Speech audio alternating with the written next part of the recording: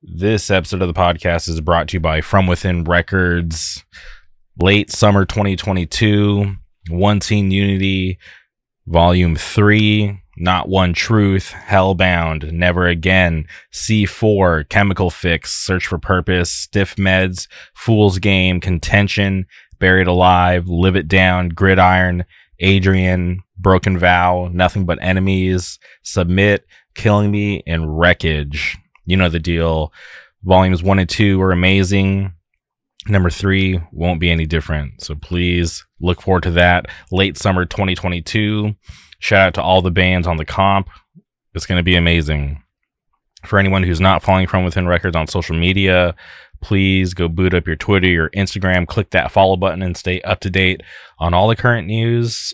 And if you're not listening to the From Within Records podcast, please go boot up your Apple Podcasts, your Spotify, wherever you listen to podcasts, and click that subscribe button to stay up to date on all their current episodes. They just dropped episode 6.5. Shout out Dylan, Jake, and Carter. Awesome group of guys. And like I always say, please support From Within Records because they support us. Good Fortune Printing out of Wilkes-Barre, Pennsylvania.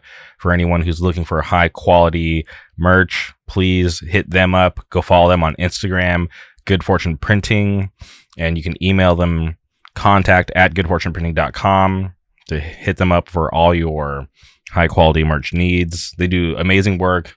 They did all my collab shirts, and going forward, they will do every collab shirt that I do. And I'm very excited to have a working relationship with them. So shout out Good Fortune Printing from Wilkes-Barre, Pennsylvania.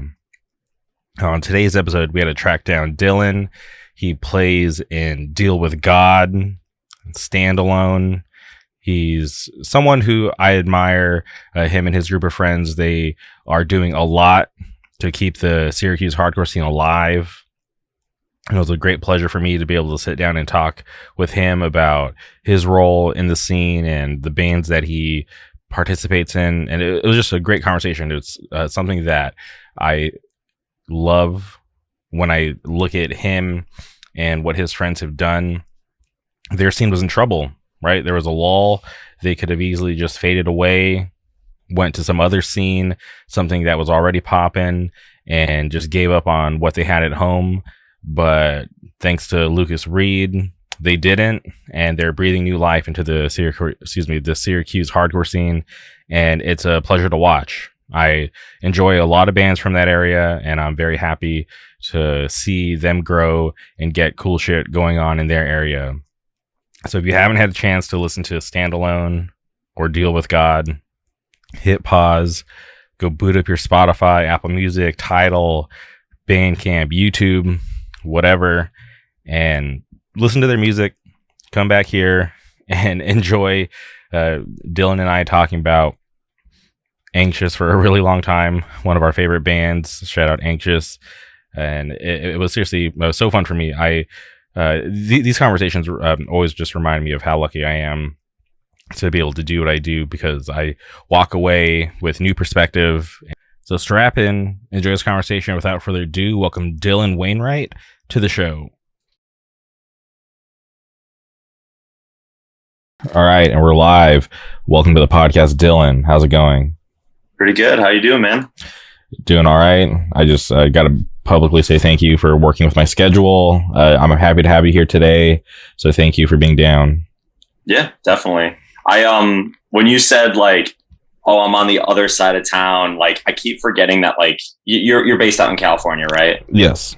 I keep forgetting like California is like something that would normally be like 20 minutes mostly like 12 minutes up here would be like, if you were just to go to like, I don't know. I feel like it's more of an excursion just to go to like a grocery store or something over there, like with traffic and like with distance, because it's just so big over there. Like I've only ever been to California once, and it was like complete culture shock for me. That's crazy. And I'm curious, when did you come out to California, and why did you come to California? Oh, it was a family trip. It was like we went to like LA, and then we went to San Francisco.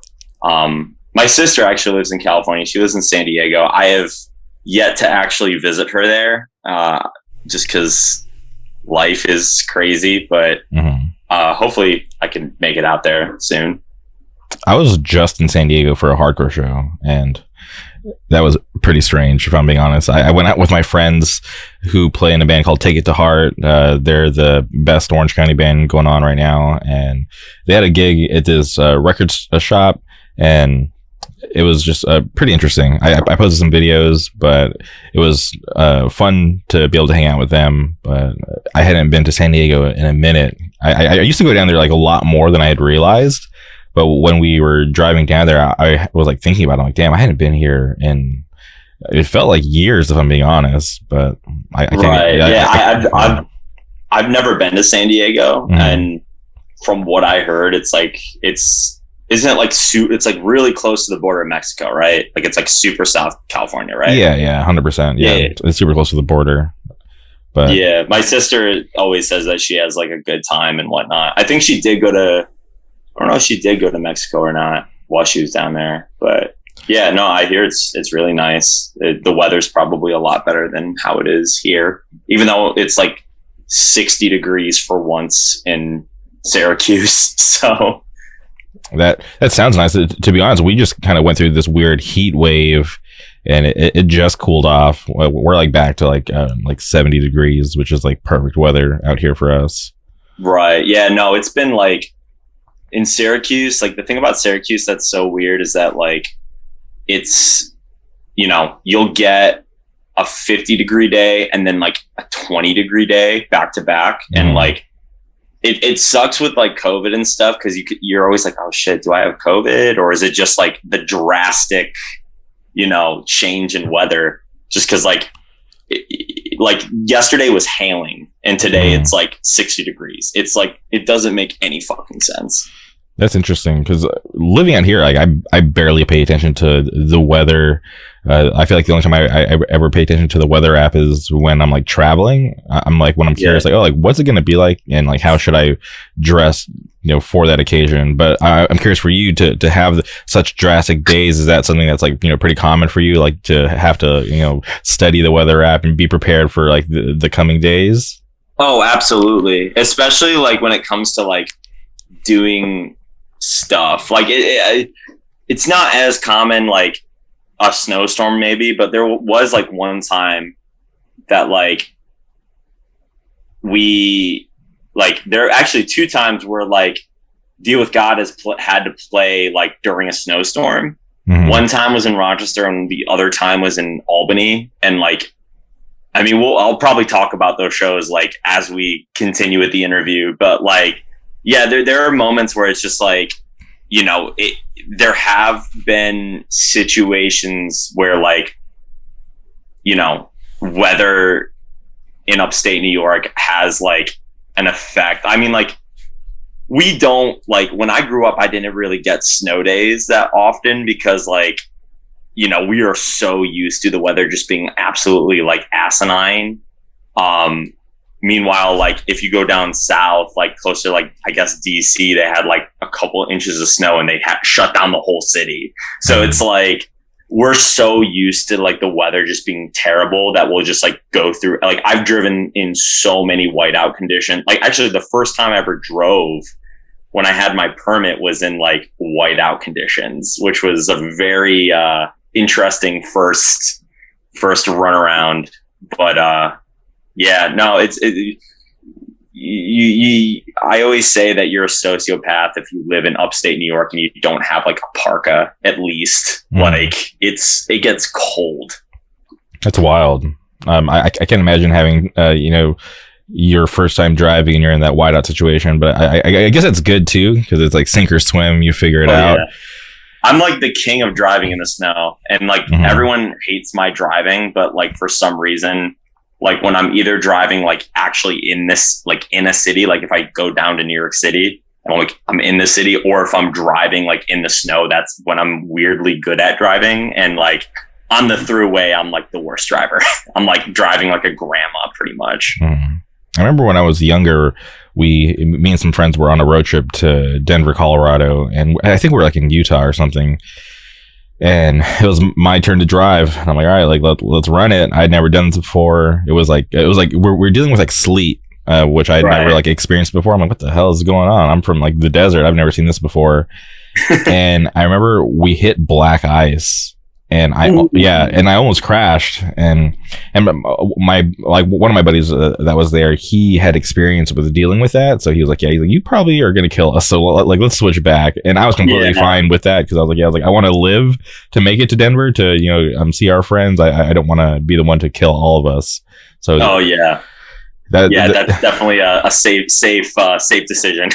Yeah, and I had never experienced that. I didn't know what black ice was until like I was like dealing with it like on the spot, and my buddy, I was kind of frustrated. I'm like, why? There was like no warning of black ice. It was just kind of like, oh, right, here we are. We might die. And luckily, I was able to get us through just like that short bit. But I was happy to get off the road, because it was like I just didn't know what to do. Yeah. And we should probably mention that you play in a couple of bands. For people who are listening at this point who may not be familiar with who you are, can you just give a quick breakdown of like what bands you play in and what you do? Yeah. Okay. So I currently, the main active bands that I'm playing right now is Deal with God and Standalone. I also sing in a band called The Thrill, but The Thrill is kind of not really active right now. Just because we're all doing other stuff, obviously. And, just we'll play a show here or there. I mean, we just played with Military Gun not too long ago, but it's mainly just like a fun band at this point. Mm-hmm. Because we're all trying to like focus on like other stuff. Like Lucas is focusing on Flickr, and me and him are focusing on Standalone too.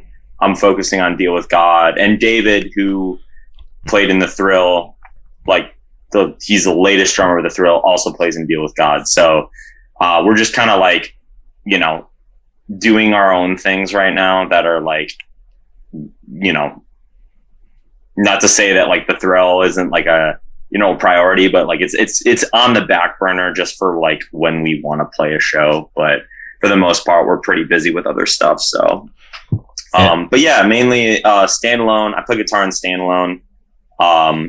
And I do vocals and Deal with God. And I played in a bunch of other bands, but like right now, like those are the two main things that I'm putting all my energy in. And I have to ask about Lucas. A nice guy. To talk to him before. We were friends on Instagram, but then he got he got caught in a situation, and I haven't seen his imposter or even heard of a new account for him. Lucas, his Instagram got hacked, and there was like this Bitcoin scam. Hopefully none of you fell for it.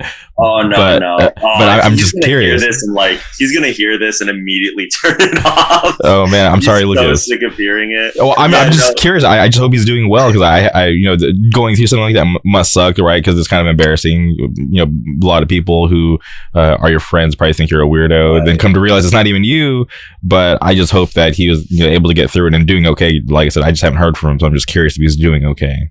Yeah, no, he's it sucks, but he's also like, he hates social media. Mm-hmm. So like, it's kind of to him, he said it was a blessing in disguise. He wants like everyone to report the account and like get it taken off. But how Instagram works is, they don't really take care of that stuff as fast. But yeah, no, so what happened was he had, I think from what he told me, this is what I remember. He had a skate Instagram that he had a long time ago, or that was attached to a different email or something, mm-hmm. or I can't remember. And they got in through that, or the email from that. And like, it was such an old email that like, he didn't even know the password for it, etc. And it pretty much like they got into his Instagram, because of like, like they prey on like followers and all that stuff. And like, mm-hmm. him being, active in skateboarding and in like the hardcore scene up here, like he knows a lot of people, therefore he follows and has a lot of people following him. So like, obviously they nabbed his account, and he wasn't really active on social media before that. He kind of was like trying to take a break, just because, this is probably the smart thing to do. And like, everything the past few years was batshit insane. So yeah, no, he got by the Bitcoin scammers, but yeah, luckily no one's fallen for it. But I've had people like at my job that he knows like walk up to me and be like, "Yo, so Lucas messaged me the other day and he's like, asking me about like investing in Bitcoin and blah blah blah." I'm like, God, no. So yeah, Lucas got hacked. But if anyone sees his account, please report it because he can't get it back. Like legitimately, he tried getting it back by doing the whole like send a photo of yourself, and they even said, "Oh, this doesn't look like the user," so like he can't get it back at all. But he runs the Syracuse hardcore page. So like I guess if you want to get in contact with him, go through there. But yeah. That's wild. Yeah, I remember when I got a DM, I was actually pleasantly surprised. Oh, Lucas is reaching out. That's awesome. Because I can't keep in touch with like everybody all the time. So when someone who I haven't spoken to in a while reaches out, I get a little bit excited to see I get to see how they're doing. And come to find out, it was like some scam. And did he go do the whole yo cuz like? No, it was in Chicago or something like that. It just said it was a simple hey to start. So I'm like, okay, this sounds like believable. But then when it like went to like the whole spiel, I was like, okay, like this is not real. But let me just go along with it. So I went back and forth with them for like weeks talking about Bitcoin and It was funny. I wasn't going to send them any money, obviously. Okay, but it was just pretty whack. That sucks. Everyone's been sending me screenshots of like them like fucking with the bot, like just saying the most ridiculous shit. Like I can't even remember, like think of one off the top of my head, but yeah, I feel so bad because like if that happened to me, I'd flip the fuck out and have a insane like episode because like I'm crazy. So like if that shit happened to me, I would be fuming at the mouth. But I had texted Ron. I was like, I cash out Lucas $1,000. I haven't seen my return. Can you help me out? And Ron was freaking out. He's like, please tell me you're joking. And I was like, I'm just kidding. But I was like, I hope he's doing well. But yeah, it sucks. For anybody listening, go secure your shit. Go update your email, your phone numbers. The apps ask you occasionally for a reason. Don't lose your shit to scammers. And if you do, hopefully you can get it back. But okay, at least I'm happy to hear he's doing well and he's not like completely gone. He's still out there with the Syracuse page. So Lucas, if you hear this, that's safe. Thankfully, if that got, we'd be in a pickle. So okay. And I didn't realize you played in Standalone because now I'm like running through like all these things in my head, and I got to see Standalone for the first time at Still Won't Break in Wilkes-Barre. Right. Yes, that show. I met you at that show. I think Ron introduced us in passing. I was like all over the place. I was like super sick that day too. Like wasn't COVID, but like, are you sure? Like I said about like the getting sick from the change in temperature, like going from Roanoke to Long Island to New York City to Connecticut to Wilkes-Barre, and Wilkes-Barre was raining. I was like sick as a fucker. Like I was just not in the healthiest form that day. But I do remember meeting you in passing through Ron and being like, hey, this is the guy who does the podcast and whatnot. Because I just had recently like listened to because you did one with Lucas and with Ron. And then recently you did one with Evan and Ron. So there's that connection there too. Yeah. Shout out Ron. That was actually my first time meeting him in person, and that was after like years of like being friends with him on the internet and him coming on the podcast multiple times. So that was a fun time.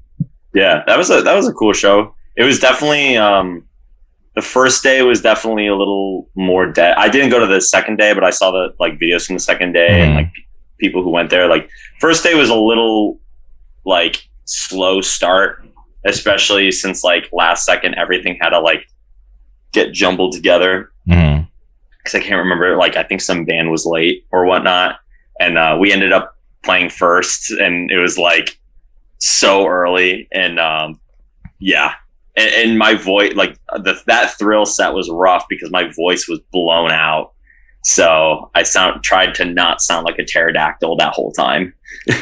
Yeah, I think I'm not sure what the issue was, but yeah, like Friday felt like a pre-show type deal, right? Because yeah, like right. the attendance wasn't like quite there, but then for some reason the second day, obviously there was like way more bands on the second day, but it just felt like a lot more people showed out for the second day. And yeah, it was definitely one of those cases where it was also like it was sandwiched between two like that was just like our little run in general also kind of like suffered because of it, like sandwiched between two like big record release shows, the Fight record release and the Pain and Truth record release. Mm-hmm. And on top of that, like all the bands that played, like when Still Won't Break was like first announced, it was like before the floodgates were like officially open. So yeah. It was like a bunch of regional bands playing in a fest kind of like roster.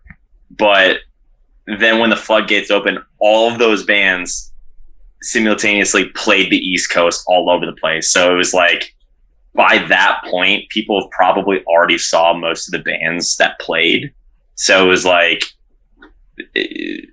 like one of those situations where it was like it could have been bigger if there was less stuff happening all over the place. Mm-hmm. Which honestly, like hindsight 2020, like it's kind of a good problem to have if there's a lot of shows happening, which means that there's like energy and people want to do it, but simultaneously people get pretty burnt out, especially at that point when like there's so much going on. I'm just curious for the announcement for the next one. Yeah, which I will be at. Shout out Wilkes-Barre. Shout out Nate. Yeah. It was a good time. I was fortunate enough to have like got to meet a lot of people for the first time there, because even though like I've been doing this for so long, like a good chunk of it was during like the quarantine, the pandemic era stuff, and still I have yet to meet some of the guests that have been on here. So going out to something like that, it was like a cool gathering of people that all have been on my podcast just by chance. I'm like, this is fun for me. Yeah, it probably feels like going to like a foreign country and meeting like internet friends or something like that. That like, I don't know. That's like the closest thing I can like think like relate it to. Mm-hmm.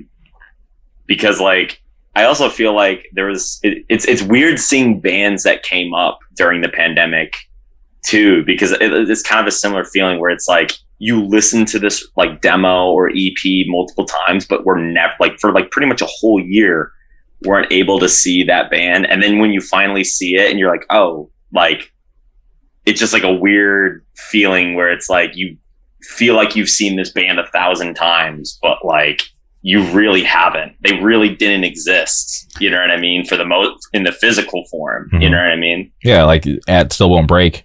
That was Pain and Truth's like first out of state show. I think like their third show, and it was crazy. People were going off, and at that point, I'd listened to their record like hit so many times, and I was just like, man, how is this like only their third show? But they've been spinning that record since like 2020, so it was cool to finally get to see like a lot of those bands for the first time. Yeah, that's how I felt seeing like Sentinel. Mm-hmm. Like I was really big on that demo when it came out, and it was like cool to see this like pretty much pandemic band or like project or whatever. Like I actually, a lot of the bands I saw that day, like I've never seen Gag before. Mm-hmm. I haven't seen MAD before. Trying to think of who else played. My memory is a little blurry from that day just mm-hmm. because it was like the peak of me being like super sick, and it was like the last day of the run. So like my body was completely like broken by that point. Just cause like, it was like, even though it was only like a 4-day run, it was like my first time ever actually like not only playing like, I mean, aside from like one show in Wilkes-Barre, but like playing out of state and like traveling. So it was like very interesting to like, do that. Like mm-hmm. It was very interesting to like experience that for the first time, and like kind of work out the kinks. Cause I definitely, would do certain things differently next time around. Yeah, and I'm just curious, for you. You mentioned you got sick. Is like your like immune system like like weak? Is that normal, or is that just like some off chance because you were hitting all these different climates? Oh, it was that mixed with like I'm in a group chat with Spat and Lucas, Colin, and Dan K from Black SS, and he's our like older friend, so he's like always the one who's like kind of like giving us advice, but in a more like facetious kind of like asshole dad way. Mm-hmm. And he was like, "Hey guys, don't blow your voice out day one." And I said to him, "Thanks, Dad." And he's like, "All right, like don't say I didn't warn you." And literally the first day we played Roanoke, and my like literally like destroyed my voice that day. And then the next day, like I sounded like Mickey Mouse. Like it was completely destroyed. So that plus the climate, plus just being on the road, like eating shitty food, like drinking energy drinks like it's water, like just not treating my own body that well, definitely contributed to it. That's what I think about every time I down a Red Bull. I'm like, I don't need this. I'm just like loving it. It's like part of my routine. I'm like, all right, it's 2 a.m. Awake at work. Will this Red Bull help? Let's check it out. Yeah, we're all big on energy drinks. Our Deal with God's guitar player, Sam, we call him Slangly. He literally eats sardines in Rip It Energy, and that's like his diet. He's a fucking maniac. Like he used to crack open like a Rip It Energy drink at like, we would be hanging out at like 8 p.m. and he'd crack it open. I'm like, you're a fucking psycho, dude. Like, what is your problem? Like his insides, like he's a very skinny guy. Like he's not like, the sugar intake for some reason hasn't, made him like a bigger guy. So I'm like, dude, you're like really thin, but your insides must be like melting. But yeah, no, he doesn't do that anymore. Thank God. Like he usually sticks to morning energy drinks, but yeah, he's a maniac with those. Okay. And just want to ask about Standalone. I really enjoyed Whatever It Takes. And I'm just curious, are you guys working on anything new, or are you guys just chilling with that band for now? Yeah. So Standalone actually has a whole EP written. So just kind of like the timeline of events with Standalone is, so Standalone kind of like, we're a part of like the new wave of Standalone, like me, Lucas, and Colin Flynn, because the original lineup was in Buffalo. Because it was like Mason and Nick, who are in Violent Way now. They were like them, Ron, Spat was the original lineup on the demo. And then we like kind of like switch. So it becomes more of a Buffalo band into a Syracuse band. And Ron already had that EP written. So we're not like, the EP is just Ron and Spat. Whatever It Takes is just Ron and Spat. And we had some like input on the 2-song promo, which we kind of like, we already had demos written, or not written. We had demos recorded of all Ron. And then we did the 2-song promo, which is like us. It was like me, Ron, and Spat, I think. And then just because of time and whatnot, and like not all of us knew the new songs in time, they just recorded the EP, like Whatever It Takes, by themselves. So this new EP is like the first EP that has all of us involved. So like it's definitely like the most like conjoined efforts from all parties. Like we wrote all these songs like in the practice space, because it's hard to get like, it's hard for Ron to get over here, especially now since like gas prices are like insane. Because he's out in Buffalo. That's like 2.5 hours away from Syracuse. So Ron, when he's here, we make the most of it. So like pretty much we've been writing a song every single practice. So we have about a couple songs. I can't really think off the top of my head. Lucas will send like an audio message in our group chat of like a main outline, and then we all kind of like add our own flair to it and tweak it and like add parts to it and take parts out and really like workshop it and hunker it down. And also so we are able to play it with our own style, because like Lucas will write it on guitar, but he plays bass in Standalone. So, which is like fine with me, because like if he has the energy to write all the songs, that's awesome. Because like my brain, like I love writing music, but like I'm definitely a more like methodical, you know, I can't just like, I don't play guitar by myself as much as I used to. So Lucas, who's playing his guitar all the time, like he can write a whole fucking like LP's worth of music if he really wanted to, you know what I mean? So pretty much it's just been Lucas will send something, we tweak it. I kind of rewrite some parts to fit my guitar playing style. Colin Flynn will add his stuff. Actually, one song he wrote, we played it in Buffalo not too long ago. But mainly we're just like the main flow is like trying to add all the elements of our own like playing style and writing style into this release. It's going to sound a lot more like straightforward hardcore. Like Lucas is really big on like Boston hardcore. I mean, I am too. Like I love all that stuff. Like, and we mainly want to like mix New York hardcore and like kind of Youth Crew stuff together and really just like hunker down and like write like a fucking powerful hardcore record. Because like when we joined, like we like Ron is more into like metallic stuff.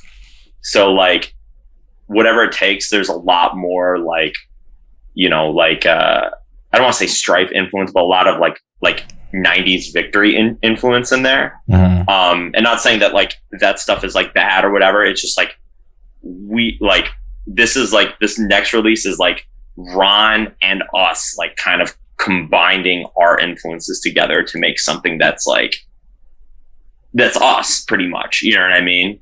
So there's like a lot of groove, there's a lot of power to it, there's a lot of like when it's fast, when it's powerful, like all around, like we just want to play in like a hardcore band, no frills, just a straight edge hardcore band. Because there's like everyone has like kind of like I guess like you could say like a gimmick to their sound, and like people just like, you know, especially like with straight edge bands, like no diss, but a lot of people want to like emulate a specific era of like straight edge hardcore. But we're just like, we just are all into hardcore and we just so happen to be straight edge. So we're just like, we just want to play straightforward, straight edge hardcore. You know what I mean? And I hope people like the new EP once we finally like get down and record it. And like, we definitely want to like see where it goes, because like there's been so much changing in Standalone. So we got to kind of like, you know, light the fire again and like have a little bit more momentum this time. Ron already probably said it in like the last podcast you did with them, or someone did probably, but like we drop whatever it takes at like the worst possible time during the pandemic. Because like obviously all like the BLM protests were happening, so we just kind of delayed it. And then when it came out, there was like we couldn't promote it. You know what I mean? So we're really, once we have this finalized, we're gonna go fucking hard with it and definitely like try to do as much as we can with it. And do you have solid plans on when you want to hit the studio and go record the EP, or is it all still just kind of like in motion? I think it's just kind of in motion right now. Like we still have to like figure out our schedules and whatnot, and like really like kind of like fine tune the songs. But as soon as we're good, we want to hit the studio as soon as possible, and just get this done. Maybe like at least do demos soon, just to kind of like figure it out. Cause like it's done. Spat's got lyrics written. We got the songs written and everything. Like it's really like, I would say 75 to 80% finished, in terms of like timeline to finish it. But we don't have anything else planned though. We don't have any shows planned. We don't have any like, you know, any events planned. So we're really just kind of like, cause like Ron's focused on like Final Deck at the moment. And obviously like I'm focused on Deal with God, but once like we have some time to like sit down, we can like kind of compartmentalize our focuses. But it like I said, it's hard because like Ron lives in Buffalo and like the travel can get expensive. But you know, once, like I said, when we get together, like we make the most of it and make sure that like we get like a good amount of shit done. So yeah, well, I'm happy to hear that you guys are, you know, taking this next release, you know, you're really serious and you guys are all working on it together. And that it's coming because you know it's been a couple years since the last release, and I was just you know just curious about what was going on with that band. But yeah, right. It's cool to hear that you guys are working on stuff because we still exist. We still exist. We're still doing shit. Just you know. Yeah, I was. You know, I'm glad because I didn't. Excuse me. I didn't want you guys to be one of those bands that like, you know, fell victim to the pandemic or just got, you know, or figured, you know, all right, that's just gone kind of stale. Like, let's start something new. I'm happy that you guys are still, you know, doing stuff with that because I really enjoyed that last release and I love that, you know, style that you guys are doing. So I'm really curious to hear the new stuff that you guys are putting out. Right. Yeah.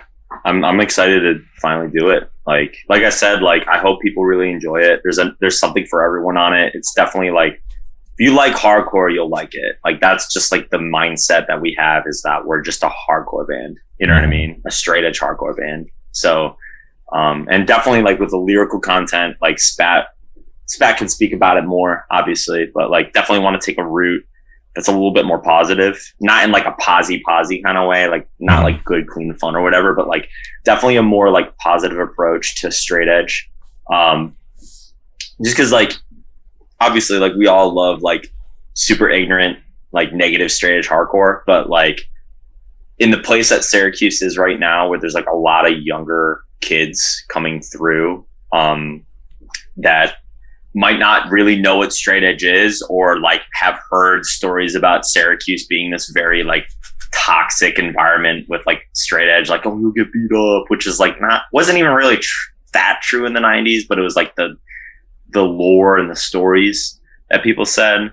We definitely want to do something that's, you know, I would rather a kid listen to our band and like want to be straight edge for their own personal, you know, growth and development rather than like be straight edge just for a label or for like a superiority complex. You know what I mean? Just like, cause like, that's what it was for me, is that it was like something that got me through my life and like taught me more than just like what it is to be straight edge, but also, you know, I apply that ideology to everything else I do, like just holding yourself accountable and having like your own set of like ideas and morals. So like, even if you're not straight edge, like taking what like Spat has to say on the new record, like, and applying it to anything, just it has to do with like convictions and like your own, you know, life philosophy, and holding true to that and just like being open for like growth and like just like a positive reinforcement of your own beliefs pretty much. So yeah, I like I said, like Syracuse right now has a lot of young people, and like, you know, if we're going to be a straight edge band, we want to be a straight edge band that like makes an impact on like this younger generation of like kids coming to shows that like need that, you know what I mean? 100%. I just met this guy maybe I shouldn't out him, but he like recently just like claimed straight edge and made me feel old. I was like, damn, you're just now getting it. And, but granted, young kid, so that, you know, it's fine. I'm not like, you know, being a bully or whatever, but right. it just like made me feel old. But like in my mind, I'm like, oh, cool. Like, you know, like welcome to the team, you know, and yeah, welcome. You're going to have no friends. Yeah. You're going to have girls ask you, like, how do you have fun? Or dumb shit like that. But it kind of put like in perspective, like I've been straight edge since 2002, and I'm like, oh my god, has it really? Yeah, I'm like, has it really been that long? And I just kind of like took like a step back and just thought about it. I'm like, holy shit, like it really has been that long. And you know, when I first claimed straight edge, I didn't like ever think about you know, turning my back on it, just because at that point in my life, I you know, I didn't have any friends. I was just trying to figure, I was like 13, 14, trying to figure out if I'm gonna just be alone with no friends, or I'm gonna, you know, have to figure it out and find my own friends. Right. And you know, discovering bands like Throwdown and being like, what, like these like crazy guys are you know, not into drinking or smoking just like me. You know, that was just stuff that I didn't agree with or want to do like in my life. And I just knew that I was never going to be down for that. And like, you know, just discovering that there was like this community of people that like, you know, had a similar mindset. Obviously, like we all don't think the same, but just like those core values just like meant a lot to me. And to know that I didn't have to, you know, succumb to the pressure of doing shit that I didn't want to do just to, you know, fit in or to make friends. I was like, this is something that I want to like invest, you know, in for people that are going to like me for these, you know, not so normal qualities, you know, in myself. So yeah, I'm definitely, you know, still straight edge. And I'll never not be straight edge. It's like, you know, it's something that I'll take with me to my grave. Yeah. And I mean, like what's really cool is that like, you know, Syracuse is known for its straight edge scene. You know what I mean? It's known because of like Earth Crisis, Another Victim, even like The Promise and whatnot. So it's like, it's known more for straight edge than it is like veganism or whatever, which like, that's, you know, there's not really that strong of a vegan presence in the scene right now. Yeah, I mean, like it's important. It's important to like have those set of values, whether it's, you know, being straight edge or your own political values or your own beliefs or whatnot.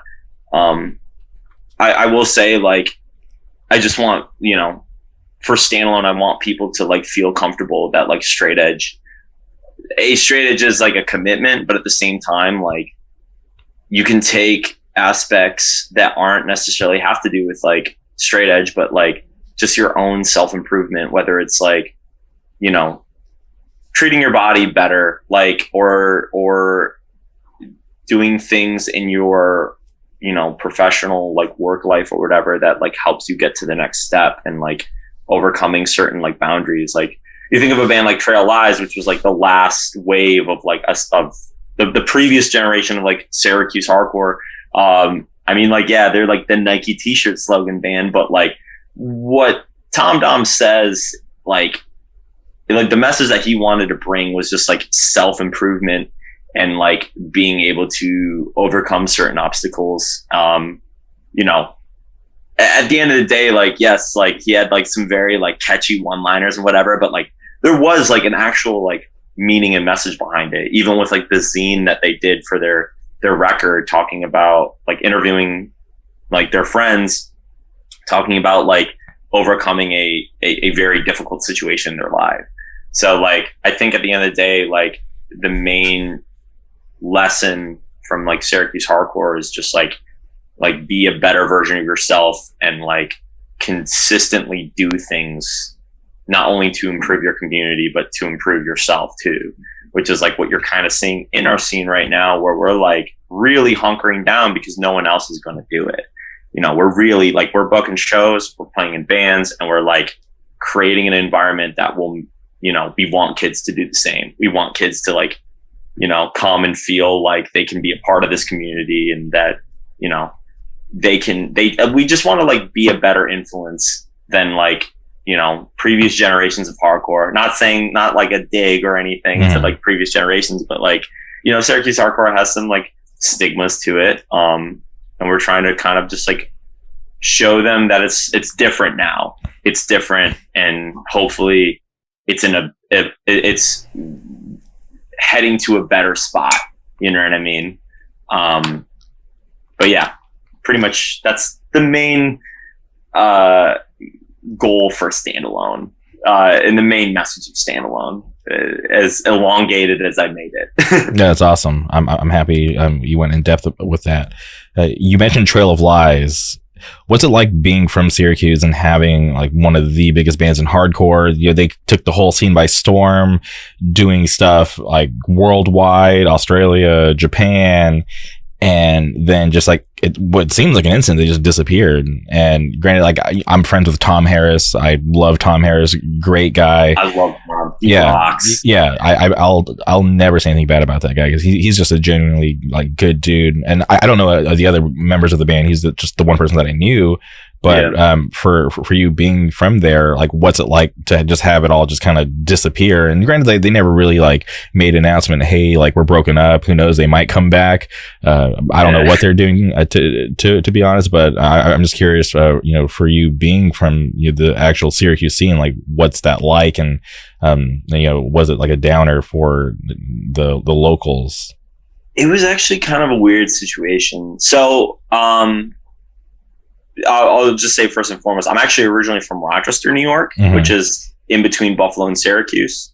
But I moved to Syracuse in like 2018, but I started hanging around 2016 when I met Spat. And then I met my girlfriend in 2017 and just always was hanging around Syracuse. So then I officially moved in 2018. I've been here ever since. So I have more attachment to Syracuse now than I do Rochester, just because I've been here longer.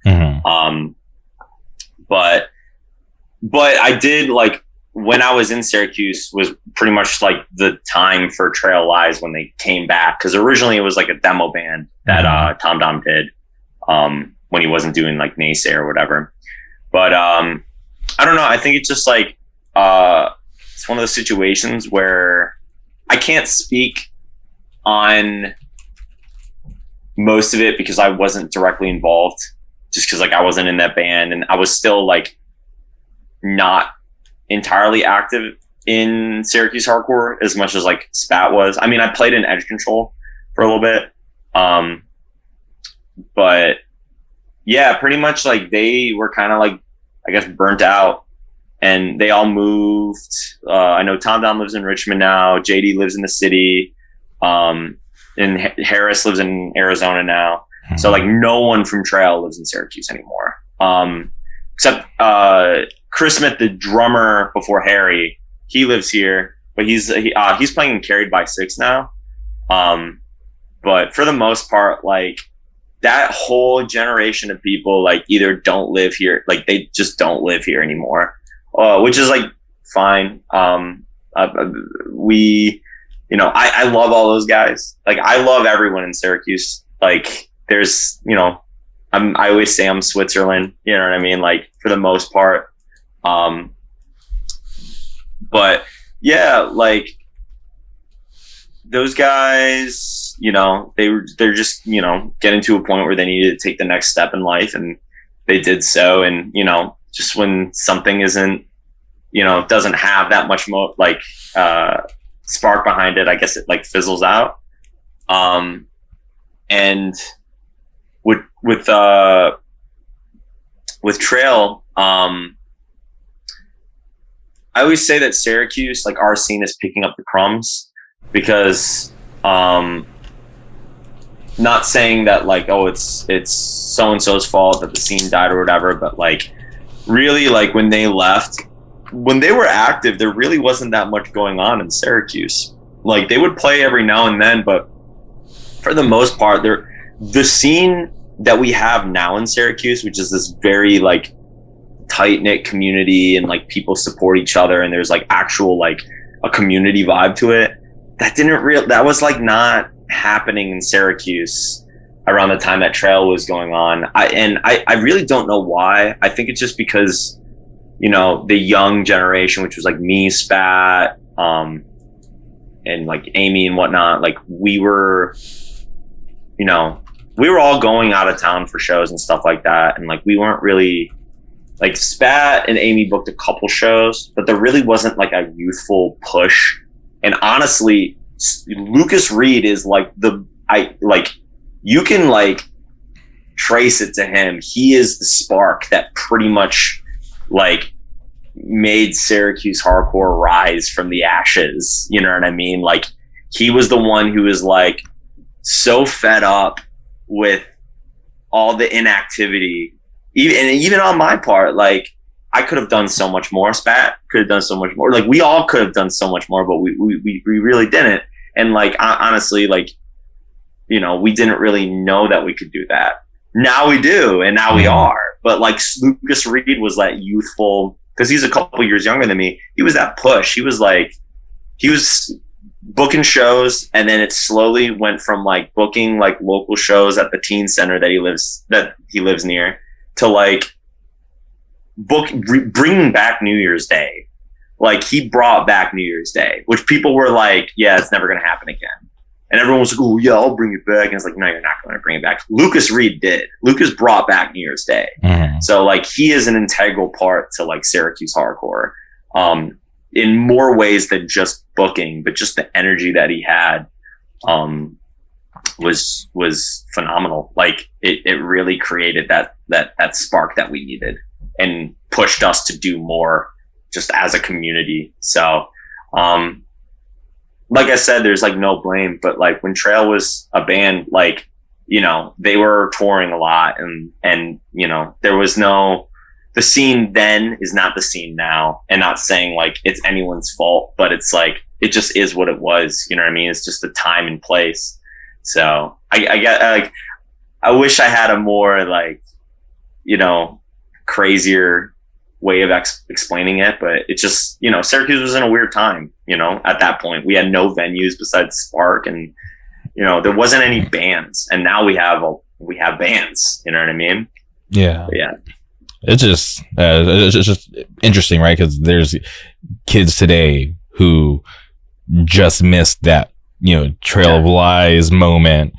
And it's crazy. Yeah, it's just like, damn. And that's why I always just like tell people, like, man, you just have to appreciate this shit while you can, because you never know when it's going to be over. And, for a band as big as they were, and, the kind of support that they had, you would have never guessed that they would have been, the band to just disappear. And granted, like, they're still doing stuff, right? Like, if you know about like behind the scenes, like, some of the other things that they're involved with, they're not like, dropouts. They're still doing stuff like, with music, which is cool. But just like band wise, Trail, from what Tom Dom has, like, I always, because we're all in a group chat together, I always am like, yo, just do one more show, come on, do one more show. And I think it's one of those situations where it's like maybe someday they'll like do it again, but like they're like, JD's a teacher now, so like he's busy, sometimes he'll go to gigs in the city and whatnot. When we visited him when we stayed in New York City on the Thrill standalone run. And like, yo, he seems great. Like, he seems like he's doing great right now. But obviously, like, when you're doing great in your own like personal life, then that means, hardcore is kind of like taking a back seat, because hardcore is the thing we do to get to the next step. You know what I mean? To like figure our shit out. At least that's the way I look at it. Not to say that I will never drop out or not be involved, but like, obviously, like, priorities change, and he's doing great, and like Tom Dom's now doing fucking merch for Wu-Tang Clan, like with Gold Set and whatnot. So like they're very occupied in their own endeavors now. So like, as much as I would love like to see Trail again, like, I understand why like it's not on their priority list, because like they're moving on to like the next step, greater things. You know what I mean? I would love to see like them do bands again, but it's harder when you're in that position to just be like, yo, let's start a band. When your schedule's probably jam packed with like other shit, but at least they're still, they still like hardcore. They're still their ear is still to the world. You know what I mean? Yeah. But it's I guess it's our turn. You know what I mean? It's our generation's turn to like do stuff now. So, and we're taking full advantage of that. So, and they're very supportive of it. Like they always tell us like when we're doing shit, like that they fuck with it and, you know, try to encourage us to do other things. And so they're inadvertently still kind of like putting their 2 cents in, but yeah. Yeah, well, I feel like it's left in good hands. When I look at the spread of bands up in your area, there's some good bands, so it's not like a bunch of whack bands trying to keep this shit going. It's like you guys actually know what you're doing up there, so it's something left in good hands. And shout out to Lucas for having the drive to want to push everybody to be like, yo, like let's get off our asses and do this, because you know a lot of people don't realize that they can probably do a lot more to contribute than they realize. So the fact that all of you like stepped up to do bands and to, you know, book the shows and keep all that stuff going, it's, you know, it's a great group effort on your guys' part, because you could have easily just been like, man, why are there no shows and not done anything, and let that shit just slowly fade away. But you guys kind of just, you know, brought it all back, which is definitely awesome to see. Exactly. Yeah. And it's nice to like be doing bands that are like getting reactions, like especially with Deal with God, which surprisingly we haven't really talked about that much. We're getting there. We're easing our way. We're ease our way in, because obviously you know Standalone, and you've seen Standalone and Thrill and whatnot. So we got to like diverge, but yeah, and just it's weird being in a place like I turned 25 this year. I'm in October. I'm 24, and you know I now like the bands that I'm in are like starting to like really like get reactions that I haven't seen before, in terms of like I'm not saying just like live or whatever, but like people talking about bands. And like, you know, when people finally see the bands that I'm in, they're very intrigued by them, which definitely is you know a great feeling after like playing in so many bands and like putting so much like heart and soul into music. Like getting, you know, the feedback back is amazing. It's awesome. Yeah, I'm trying to remember exactly what it was, but I was posting something to my Instagram story, and I had my like Spotify like web player open, and I was listening to Deal with God at that time, and I was like, all right, let me frame it in a way that if people like, you know, are looking for clues for other shit, right, they're gonna see Deal with God. And I had some people reach out like, oh, like that's fucking awesome that you're listening to that band. And I was like, oh, yeah. And I was like, yeah, I got this. Was like, it was like a subtle way for me to kind of like be like, hey, like if anybody's curious to what I was listening to on my Spotify web player, it was like, you know, Deal with God. And you know, it was cool to, you know, to put it out there and to have people reach out and be like, you know, stoked that I was listening to it, but also I was you know, trying to, you know, put other people on, because I only know about your band because of the people that I'm friends with from your area who, you know, rep your guys' merch and you know, repost your stuff on social media. So that's how I discovered you know, Deal with God. And you know, I definitely dig the music, but appreciate it. But for anybody, and just myself, I'm curious as well, like, you know, how did that band form? So, Deal with God formed kind of in a weird transitional period, because right before the pandemic hit, I was doing a band that only played 2 shows called Last Dance, which I actually recorded all those songs and released them like when I was in Edge Control. So they were old songs that I was trying to finally doing a band for. And that kind of fizzled out, because I was just like, I don't feel comfortable like playing these old songs. Like I want to do something fresh. So I started like fiddling around and recording stuff in my basement that was heavier, because like I never sang for a heavy band before. It was always fast hardcore punk bands and whatnot. I mean, just the Thrill and Last Dance. They were both like faster bands. And Syracuse also didn't really have any heavy bands at that point. So I was like, okay, I want to try something new. And I recorded 2 songs that there are elements of the demo there, like riffs and words and whatnot, but they're two completely different songs. And they sound more like Hatebreed than they do like Integrity, but still, and I was showing to my friends and they were like, oh, this is really cool. And then I was like, you know, when the pandemic hit, I was like, I need to have something new and fresh for when shows come back, or something that like, something that feels like the current iteration of who I am as a person. Deal with God is very much like my fucking like psychotic brainchild, aesthetically and like whole vibe, lyrical, you know, aura. So, you know, I got Colin, I forced him to play bass, even though he doesn't know how to play bass. He plays bass. And we got my friend Paul. Paul and Colin played in Misgiver together, which was a band out in like the Binghamton, Elmira area. But then Paul wanted to play drums. I wanted him to play guitar. He didn't know how to play drums. Well, he did, but he never played drums before. So he was like, I want to play drums. I was like, okay, fine. We got my friend Sam, who's never played guitar in a band before, and he played guitar. And then we got Colin Flynn from Fulton, who plays in Standalone.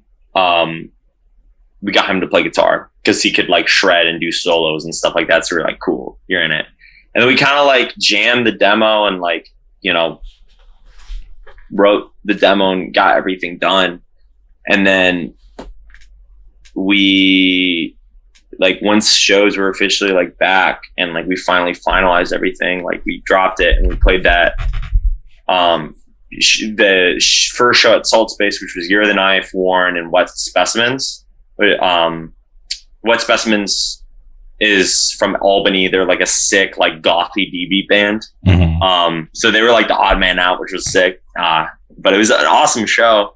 And like, you know, people didn't really know what to expect, but people really liked the demo when we posted. I was like, cool, like people like this. Like I was really afraid people weren't going to like it.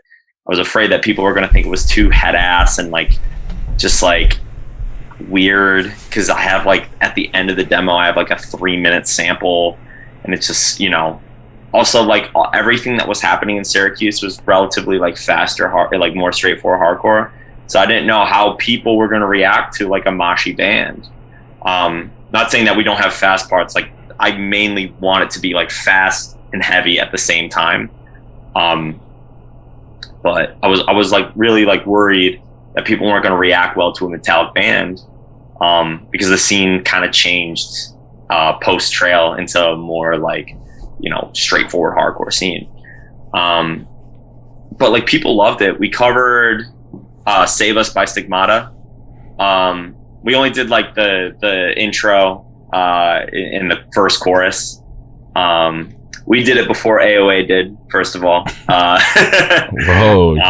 Just wanted to clear that up. Even though those guys are awesome though. We just played they played the Buried Alive show. That Buried Alive show, and they were like the kindest human beings, and they really thought we were sick, so I was like sick. Yeah. So that's no dig. I just love bringing that up, but because like we did it, and then like they literally did it like a week later, and we were like, "Fuck!" We're like, "God damn it!" But yeah, so we covered that, and like, you know, we just wanted to like do something that was different, and the topics that I like talk about lyrically, and the references that I make are very like, very not personal in the sense that they're like super emotional and like personal and like whatnot, but they're more on a like a more personal on a spiritual level. And I don't mean spiritual as in like religious or anything, obviously, like not because deal with God, blah blah blah, but definitely like playing more into like my interests of like darker, like just not just darker hardcore, but darker music in general. I was always, you know, a fan of you know, black denim jacket hardcore and whatnot. So like, you know, stuff like Cursed and you know, just like darker hardcore. But I also loved like what was going on just in general, contemporary. So it's like trying to like have like a more artistic approach towards like, I guess, metallic hardcore. Just like overall, a lot more like occult imagery, but not in like a cheesy, like, ooh, spooky kind of way, but like, using like not only like occult, but also like biblical references, and kind of like using them as an allegory for like actual real world scenarios that I like deal with, and just like interact with in the world pretty much. Like good example, like the last song, Thelema, 93 Until Infinity, which is obviously a Souls of Mischief references, but also a Aleister Crowley, Thelema 93, which is the number for said, you know, like I get it was spiritual religious thing. I don't know. It's some occult shit. And that song is pretty much just like that's a lot of the demo is like a weird allegory for the scene and kind of telling the people who doubted like our community of Syracuse hardcore that like we're here, like fuck you, like you can't get rid of us, like as annoying and as you know, different we are, like we're gonna be here for a long time, so like deal with it. And just like the second song on the demo is also just like kind of like an it's half talking about, you know, apocalyptic like phrases and phrasing of words, but it's mainly just an allegory for like how I feel about like the hardcore scene in general, of like, you know, how things are changing in a way that like throughout the generations I see, you know, people kind of do things that don't seem very sincere, and how it's, you know, kind of I'm trying to word it in like, I'm trying to figure out like how to word it, because like everything I write is kind of in my head and I've never been able to like really like express it. But pretty much like all the lyrics are either about like, you know, are just like allegories to real things in my life or real views, but I try to do it in a way that's a little more, you know, esoteric and misanthropic and dark sounding. But I try not to like come across as I'm just like using cliche dark hardcore motifs to like, and like creating a meaning out of it. Like it all means something. Like everything means something. But yeah, when I listen to your band and I look at you know, your stuff online, I don't think it's cheesy, because when I look at stuff but when I look at stuff like Blackcraft, that's when I like cringe. I'm like, oh my god, like how are people into this? This is embarrassing. And they're like, you know, they're like down the street from where I'm at, and you know, you want to support your local businesses and stuff. When I see that, it's just so corny. I'm like, I can't believe people are into this.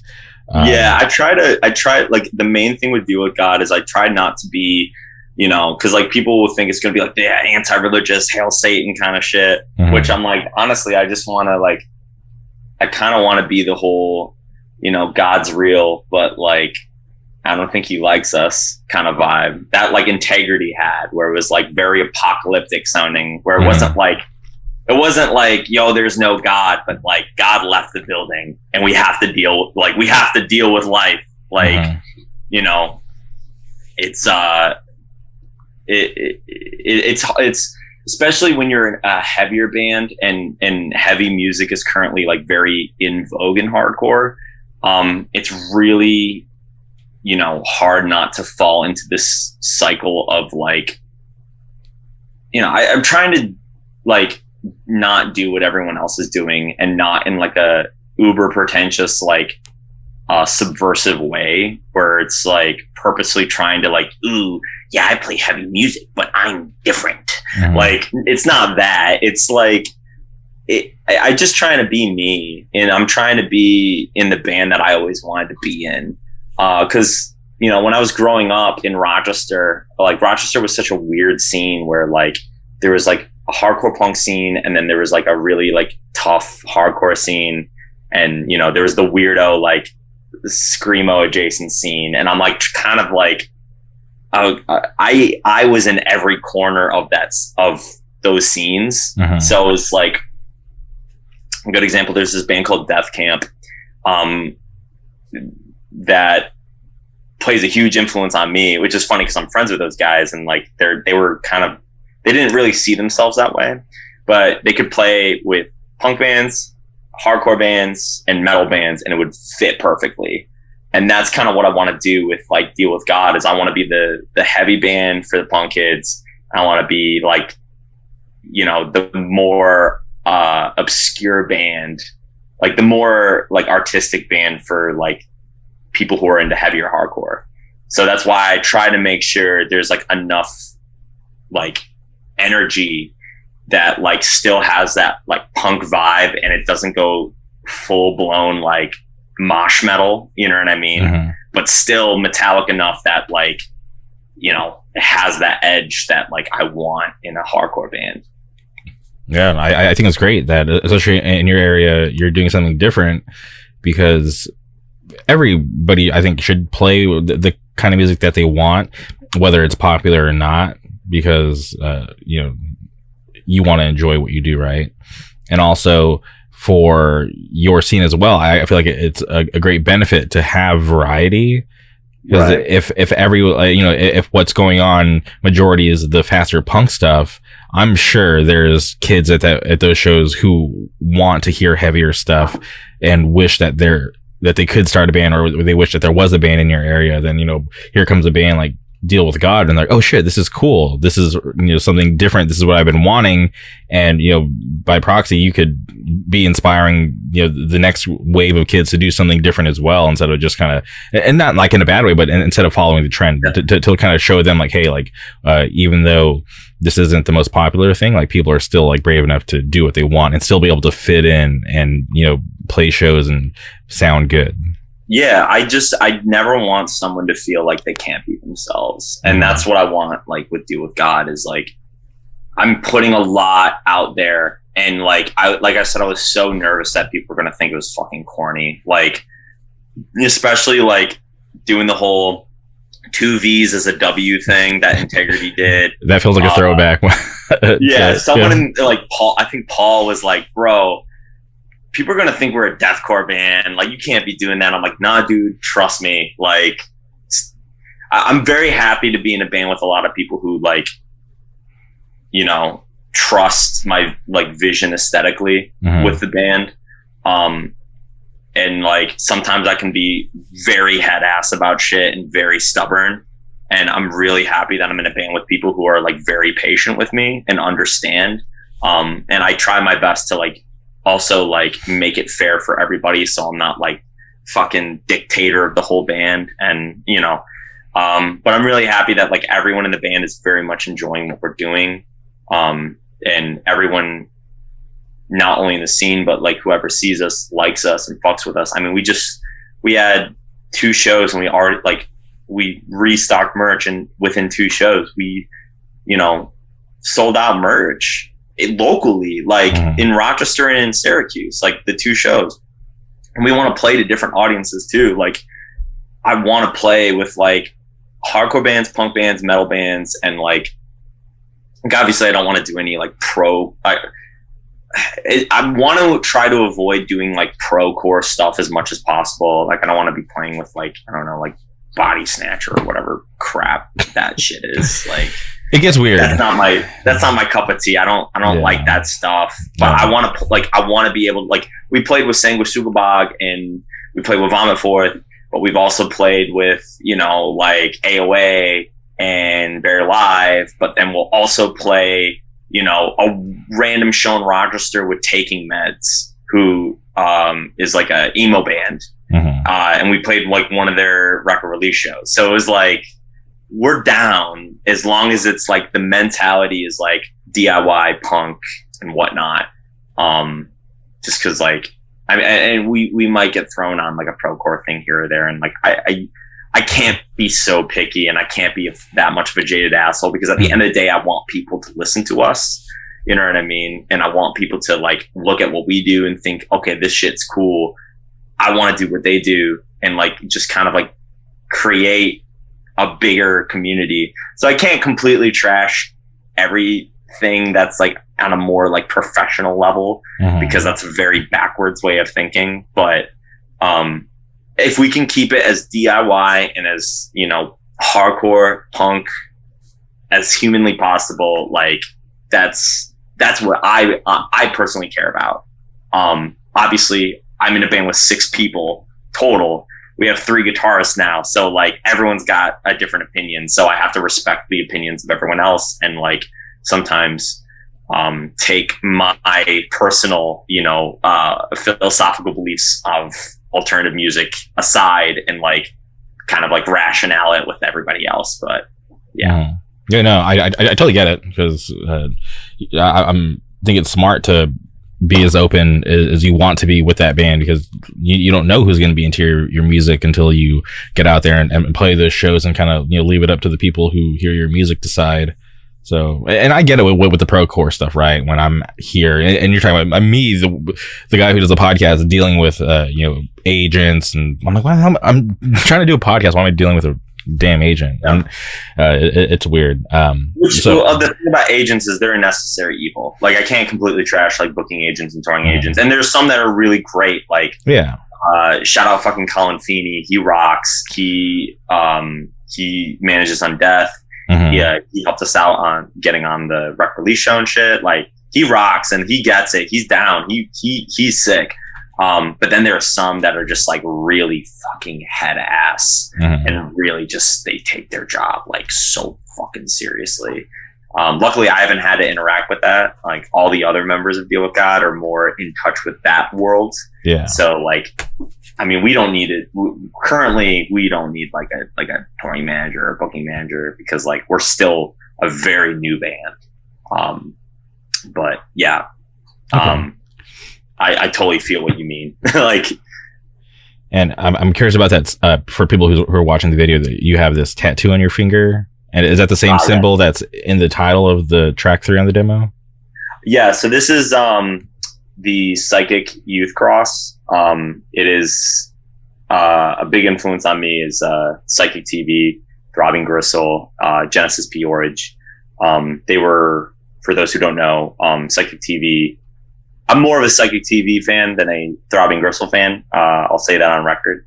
But the Temple of Psychic Youth was a kind of like I don't want to say a fake cult, but it was a group started by Genesis P. Orridge, who passed away in 2020.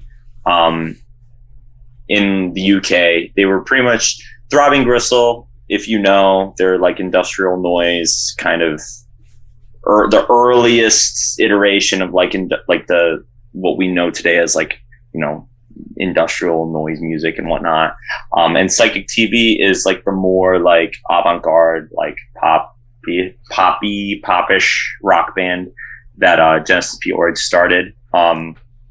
Just like they've always like I said about like darker like occult stuff, it just all kind of ties in. I'm a big fan of like, you know, Current 93 and Death in June and neo folk and stuff like that, which some people might be a little sketched out by, which I totally understand. But me personally, in terms of art and music and whatnot, I'm a big fan of like a lot of like occult kind of imagery and music. So that plays into like the lyrical content of Deal with God. So just as someone who's into like a lot of, you know, avant-garde and goth music and whatnot, like that's back to the whole thing about Deal with God being like the most current version of me. Like I want it to be like the most pure version of like what I represent and what I'm into. and I want to take that and put that into the style of music that I play. You know what I mean? I want to be a hardcore band influenced by other things. So yeah, that's what the cross on my finger is. The Psychic Youth cross. And hopefully I can get other people into like cooler shit through this. Cause like that was a big thing growing up, is like looking at what hardcore bands were into and what they fucked with. And like, you know, like getting into different, like seeing like hardcore dudes wear Depeche Mode shirts and shit like that got me more into that kind of stuff. Or, you know, I probably wouldn't have been so big into death metal if like hardcore dudes didn't rock Obituary shirts and shit. Cause I was always into like punk and stuff like that. I never really touched metal until like high school, like mid to late high school. So like, you know, hopefully, you know, kids get into more like weird fucking music through Deal with Gods. Or maybe they just want to punch each other in the head. Who knows? No, I'm always surprised. Like, obviously, I would be surprised if I met a hardcore kid that didn't like another new type of genre when it comes to music. I was just at the From Within Records showcase, shout out From Within Records, the best hardcore label in the world, in Philly, and I was wearing this like K-pop group, this band Twice. I was wearing their long sleeve that I got when I went and saw them a couple months ago, and I was just walking through the crowd, and this dude kind of taps me on the shoulder, and I was like, yeah, kind of like, who the hell's touching me? You know, I'm walking through the crowd. I was like, I wasn't expecting it. And then he just like shows me his phone case, and he has like a picture card of Chae Young on the back, and I'm like, oh shit, this is crazy. So him and I started, you know, just talking about Twice, and that was like the last thing that I expected. Right, it was like some random hardcore dude, you know, right, talking to me about Twice. But fast forward to now, we're friends on Instagram. He's flying out to LA. We're going to see Twice, you know, together. You know, shout out, you know, to Alexis. We're just, you know, friends going to see Twice, which I'm stoked about. You know, just by chance, because of me wearing that long sleeve, and you know, it was just like this chance encounter. And now, like, you know, I made a new friend, which is cool. Right. Yeah. And that's the kind of tie back into Deal with God, is like everyone in the band is like completely like everyone in Deal with God is an individual in themselves. Mm-hmm. Like, obviously me, I'm like all over the place. Like I'm into a bunch of random shit. Like, and like our friend, so Slangly, he's like the fucking like metal wizard. Like the last show he played, he wore like a fucking trench coat and boots and like a Irish sweater or something like that. Mm-hmm. And you know, he's into like black metal and like trad metal, thrash, dungeon synth and whatnot. Like he plays his Dean, like he's like the fucking like weird metal kid, you know what I mean? And that's why we wanted him, because it's just like he fucking fits the vibe. And Colin Flynn, he's like the biggest Crowbar fan on planet Earth. Like the fact that like, you know, like he's like the fucking like brute when it comes to like guitar playing, because he's into like the meaty shit. But he's like, you know, he's got his like signature fit, and we always say like this is the Colin Flynn fit. He's like wearing Arc'teryx jacket, Final Declaration hat, and his guitar that has flames on it. Like he's just like a very like he's quiet, but like he is like the fucking like riff machine. You know what I mean? Riff machine with like, his expensive into, drip. Like, yeah. And then like Paul, he's like, you know, he's always like the fashion forward guy in the band. Like he always has something very interesting that he's wearing. I mean, like we're a very like we're not, I don't want to like sound like 18 Visions and be like, oh yeah, we're the best dressed band in hardcore, blah blah blah. But like we're all just like, I don't know, we're always wearing something weird. Like it's not even purposeful, it's just like how we dress is just like we're all very separate and different people. So we're all like kind of like every member looks different. But yeah, Paul is into like, you know, he's also into like K-pop and shit like that. And he's like a big into video games and stuff. So he's like rocking like K-pop shirts and stuff like that. Really? But then I had no idea. Also like I gotta really dope. Yeah, yo, he rocks. And he's like also into like games and shit, like PS2 games and shit. So like he rocks, you know, he's just got a very like eclectic collection of stuff that he rocks. And then he always has like really good sneakers because he's a bank teller, so he's very bored a lot. So he's always you know, doing all the Nike the sneaker app.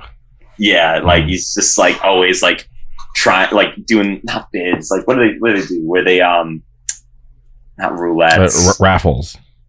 Yeah, he's always doing the Nike raffles. But and then Colin Mraz, like, you know, he's definitely the more capital H hardcore person. Like he loves death metal and like, you know, hardcore, and he's like the dude, like he's always been like straightforward hardcore, you know what I mean? And then David, the drummer, he's like one of my oldest friends. Like he's into like he played in a death metal band when he lived in New Mexico called Voidgasm. So he's like he actually kind of was like not really involved in hardcore for a while. And like now that he moved here, he's like starting to kind of like come back into hardcore, but he was always into like death metal, and he's like big on like, you know, he like me into like post punk and like goth music and shit like that. And like, you know, Smiths and whatnot. So we all have our own, you know, style and our own, like, I guess flavor that we add to it. Like Colin Mraz and I are both big on like reggae and whatnot. Like he was buying like mad reggae records right as like the pandemic was like kind of like when things were slowly opening. Like you go to record store and whatnot, like he would spend like $200 on like reggae and soul records and stuff. And I was buying like soul records and R&B records. And like, we're both really into like, you know, funk, soul, R&B and reggae and shit. And then, you know, we all have our own shit, you know what I mean? We all like our own shit. And that's like, I think why Deal With God works is because we're all not afraid to be ourselves. And I think right now in hardcore, there are a lot of people who are afraid to be themselves. And we just kind of want to like show people that like, you can just be you. Like, it doesn't fucking matter. Like, yeah, no, I always try to stress that because I've come across some people in my time where they're dying to be cool. They're trying to rub elbows with like the quote unquote popular people in the scene. And I'm just like, why? Like I've never been desperate to be someone's friend, right? Like the relationships that I have, the people that I've met along the way, it's all just by chance, you know, like a follow on Instagram, like a conversation here and there. And it just slowly built. I've never chased somebody down to be like, hey, I want this person to be my friend. Like I got to go to this show to be seen. I got to, you know, go give them a hug or go like all their photos or I've never done anything extra to try to get someone to be my friend. It's just like, if someone wants to be my friend and they're going to like me, it's going to be because of who I am. I'm never going to go out of my way to put on a show for anybody because it's just sad. I wouldn't want someone to like me for, you know, for something that wasn't truly who I am. Right. And, right.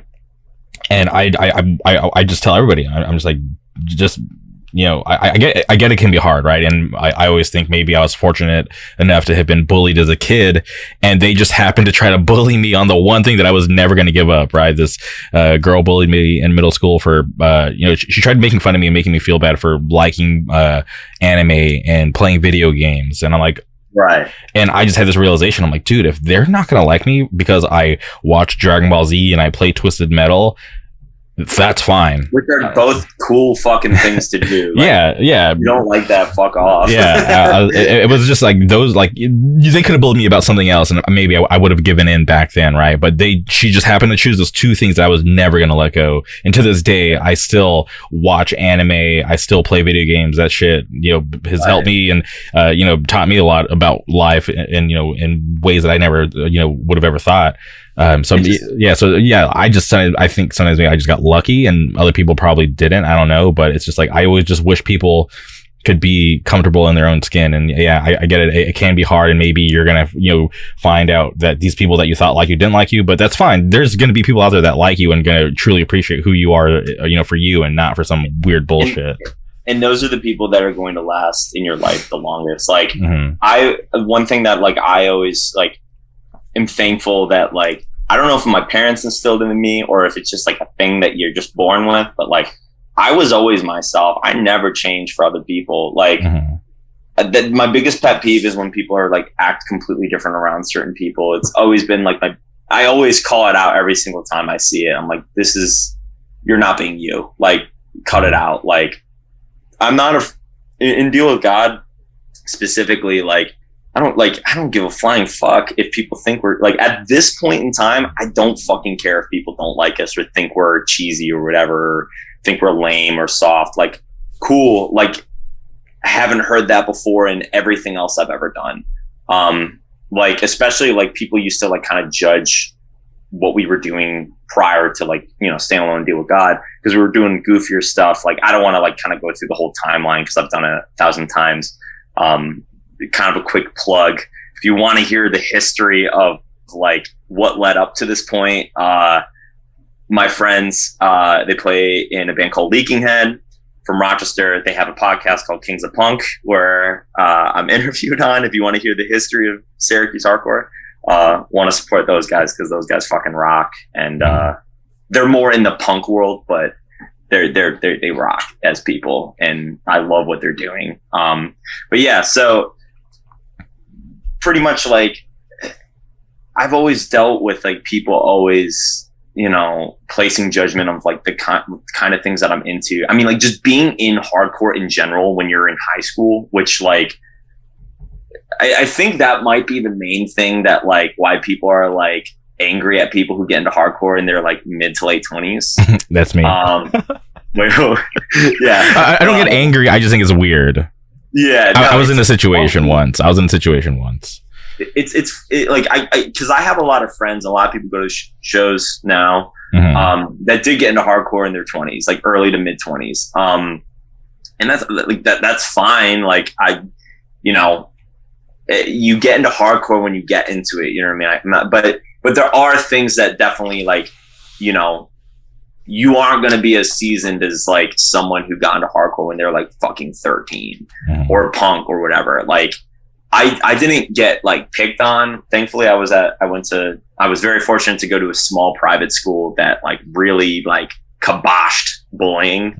But I still got picked on, and there was still like drama and like people were shitty, but like I wasn't bullied in the sense, like I was bullied outside of school mostly. Like if I was at like a summer camp or something like that, like I definitely like,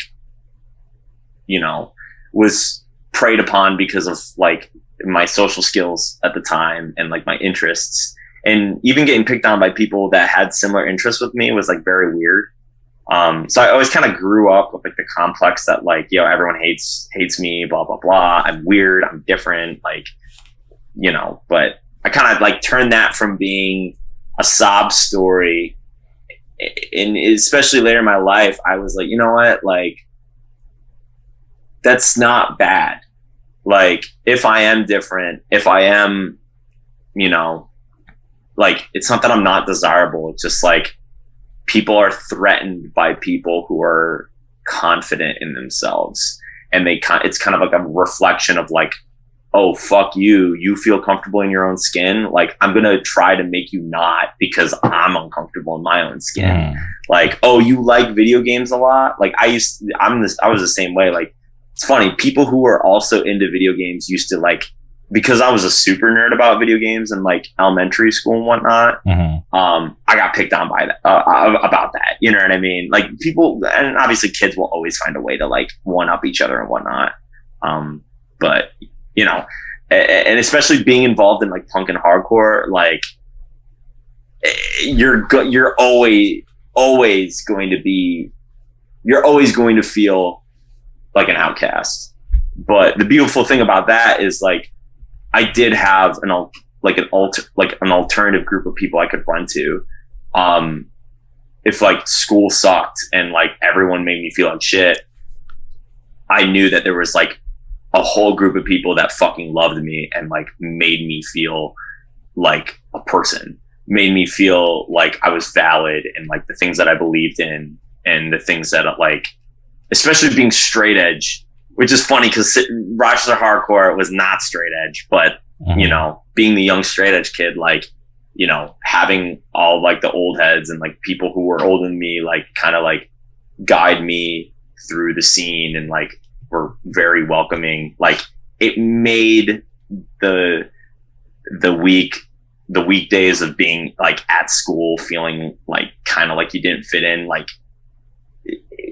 it was like yin and yang. It was night and day. Like it made it worth it. You know what I mean? Because I knew I had another community, and that's why I feel like I'm happier now than I have ever been in life, because I know I have this world of like punk, hardcore, alternative music where like I met all the people I love from this. I met my girlfriend, I met my best friends, I met all my bandmates who are my best friends. You know what I mean? So yeah, bottom line, like hardcore fucking rules. And if it's somewhere down the line you decide you don't like hardcore, that's your loss, man. Because I love it, and everyone involved is awesome for the most part. 100%. Yeah, it's like foreign to me. I could never imagine waking up one day and like wanting to rip this like Payback test press off my wall and be like, man, fuck hardcore. I'm over it. I'm gonna go listen to other shit. It's like, yeah, I could never. I've definitely been in a place where I felt frustrated and like I felt like, man, maybe like I don't like hardcore anymore. But then I remember I'm like, yo, hardcore is such like a big world. Like there could be things I don't like about it, and there could be bands that I don't like, but like for every band I don't like, there's 5 that I fucking adore. You know what I mean? Yeah. Like so like being like, oh, hardcore sucks now. Oh, hardcore sucks. Like I hate everything. It's just like there's so many subsets and there's so many different like avenues of hardcore or punk or whatever. Like to say that you don't like it means that you're so unbelievably close-minded and like narrow-sighted. You know what I mean? Because there's so much out there. Yeah, no, I totally get it. There's when I first moved to Orange County, I used to hang with this like, you know, social circle, and it was cool seeing them on the weekends before I moved to Orange County, right? But when like we all kind of talked about, yeah, it'd be cool if you moved out, we could, you know, like you know, see each other all the time, and then you move out here and you realize like, holy fuck, I don't like these people as much as I thought I did, right? And luckily I was, you know, self-aware and realized that, okay, this is going to be an uphill battle, right? And I'm like 21, 22 in a new city, and I'm going to have to remove myself from all the friends, quote unquote friends, like not really friends, but the only people that I know, and going to have to start fresh. And it made it really awkward too, because my roommate at the time, he thought I was crazy. He was just like, dude, you're just an asshole. Like, don't leave the group. Like I'm still going to hang out with them. I'm like, I don't care. You can hang out with them. I'm going to do my own thing. And having to remove myself and start fresh was so hard, but it was probably like the best thing that I ever did, because fast forward to now, they're like, you know, jaded hardcore people. They barely come out. They'll come out to like, you know, big shit, but they're not really supporting the scene, you know, actively, you know, when it doesn't matter, you know, like when it's not cool to do it. So yeah, I could have easily just, you know, stuck with them and ended up jaded like them, but no, like luckily I was like, I love this too much to let it get polluted by, you know, shit people like them. And I'm happy that I was willing to kind of brave that storm alone, because fast forward to now, I'm just, you know, way more involved and know a lot more like better people in hardcore. I was really fucked up for a while when, like, you know, after high school, because I graduated in 2016, and like my core high school friend group kind of like fizzled out, and like it was hard moving to Syracuse, and like kind of assimilating, because like all my friends went to college, and like I'm a college dropout, you know, so like I was on and off going to community college the past 2 years, but like by 2020 I was like done. But it's crazy how life works. David, who drums in Deal with God now, he was like my best friend, but we didn't go to the same school together. We like he but we lived in the same like, you know, town. He moved to New Mexico, like, and you know, we always kept in touch. Like, he was the guy, he was my This Is Hardcore buddy. Mm-hmm. Like, the one time I would see him is when we would both, like, he would come down to visit or come to Rochester to visit, and we would go to This Is Hardcore and shit like that. You know what I mean? Like, he was my boy. And it's just crazy how he moved back to Rochester, and now we're in a band together. I mean, we were in a band, a shitty pop punk band in 9th grade, but, you know, it's crazy that he's in, you know, Deal with God. And this is like the big, like, this is the one band that like has had the best reaction out of like a lot of the bands that I've done in the past. So it's like kind of a beautiful thing that it's like, you know, and Colin Mraz, I've known for years. Like, I've known him since I was like 16. Obviously, like, we didn't become close till later in life because he's obviously a lot older than me. Mm-hmm. But, you know, I knew him, and then like throughout the years we got closer and closer and closer, like, because he's from Binghamton, and he pretty much did everything in Binghamton. He helped with Binghamton Style. He co-ran Avenue DIY. Mm-hmm. He was pretty much the one person who's like making Binghamton hardcore exist in the way that it did from like 2016 to 2018 or whatever. And like, it's weird. He moved to Syracuse, and like, he's in this band, and like, I've known him longer than I've known like Spat. You know what I mean? I've known Spat for a long ass time at this point. You know what I mean? It's just crazy that like hardcore and like is this environment where so many people from different walks of life can like I'm confident that like I have the friend group that I always wanted growing up, especially being in a small private school where your graduating grade is like 43 kids. Like, I always craved for like a solid friend group. Mm-hmm. And you know, through a lot of growing pains and whatnot, like I can confidently say that like this group of friends that I've made like in Syracuse hardcore, which is pretty much like the people who are helping make this all happen. Lucas, Trent, Colin, like Spat, all of us are like, it's awesome to know that like I have this group that I always wanted, and it all came from fucking hardcore. You know what I mean? So I owe hardcore pretty much everything for the most part. Like, I've gotten many jobs through hardcore. I've met many people through hardcore, and not even just hardcore, just like music in general. Like, I got this job at Raymore and Flanagan because, you know, I was on a shoot, and I was wearing a Cure t-shirt, and one of the guys was like, yo, I saw the Cure on the Disintegration tour back in the 80s. And then that soon ended up, hey, do you want a job here? And, you know, I owe everything to like music and the culture of music. So, yeah. No, yeah, music's awesome. Fucking rocks. You know, if you told a young Jamie back in 2002 that he would be doing the amazing podcast, arguably the best podcast in our space, I probably wouldn't believe it myself, but here we are, and I've been able to connect with so many awesome people and build awesome friendships and give back to the scene, right? Because I can't play an instrument. I don't want to book shows. I booked one show, April 25th, Monday night at Program, Last Straw, Take It to Heart, Firestarter, and Major Pain. But after that, I might be done. Actually, there's something else in the work with a Pensacola band that I can maybe talk about later. But other than that, Last Straw kicks ass. I just want to say that Grady rocks. He let us stay at his folks' house when we played Connecticut, and he was like one of the kindest, most hospitable human beings ever.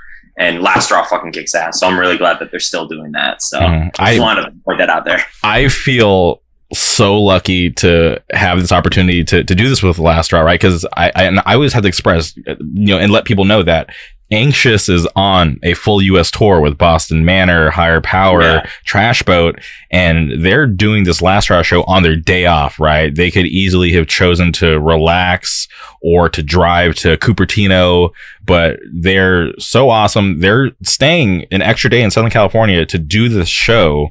And it's not even the band that they're touring on, right? It's their other band, their hardcore band, you know, Connecticut Straight Edge. And I am just so thankful that I have been able to, build a relationship and have friends like everybody in Anxious for them to trust me and to want to do this. So I love everyone in that band, and I'm like so happy to be able to do this. Their first show on the West Coast, and I hope anyone in the area comes out. Like I say, go see Boston Manor, Anxious, Higher Power, Trash Boat, It Chained the night before, and then Monday night come out to program and enjoy some of the finest hardcore bands around. And there's like a whole like new wave. Good thing that kind of like, you saved yourself, because like, most touring bands like have like a clause where they can't really do off dates. Mm-hmm. So like, good thing that, it's last straw. It's technically not Anxious playing. Mm-hmm. You know what I mean? So because like some how big tours are, they have like the I forgot what it's called, radius clause, radius clause or whatever. So but Anxious rocks. They played Syracuse twice. I missed the first time that they played because I think I had work. Second time they played at our Lucas and Colin's house, because they all live together. Mm-hmm. And it was the one and only show they'll ever do there. Like one of the floorboards kind of broke, mm-hmm. but it was packed. It was like over the summer of 2021 when like things finally opened. It was a beautiful day. Like it was super sunny, and like that was like when I noticed, like that was like the moment I noticed that there actually is a community building again in Syracuse. Cause it's just like, it reminded me of all the cool, there's this venue in Rochester, New York called the Vineyard, which was a church, but it was the size of like a living room. It pretty much looked like a living room because it had couches and stuff. It was like in the front of this house. It doesn't exist anymore because fucking neighbors and stupid shit like that. Mm-hmm. But there was a lot of like indie emo bands and screamo bands that would play there, and it had this like very like homey community vibe, and like this show reminded me of those Vineyard shows. And everyone, like all the dudes in Anxious were like that was like the first time meeting them. They were super nice, super kind. It was overall a really dope vibe. Mm-hmm. And it was just like it was just like a DIY like house show, you know what I mean? In the middle of the day, like it was matinee pretty much. So it was like it just was awesome. That band rocks. I love that band. I could go on for days about how much I love Anxious and how. And here's the thing: usually that stuff isn't really like my cup of tea. Like I love emo and stuff like that. Yeah. But like as someone who's into like more darker aesthetic stuff, like Flowers and like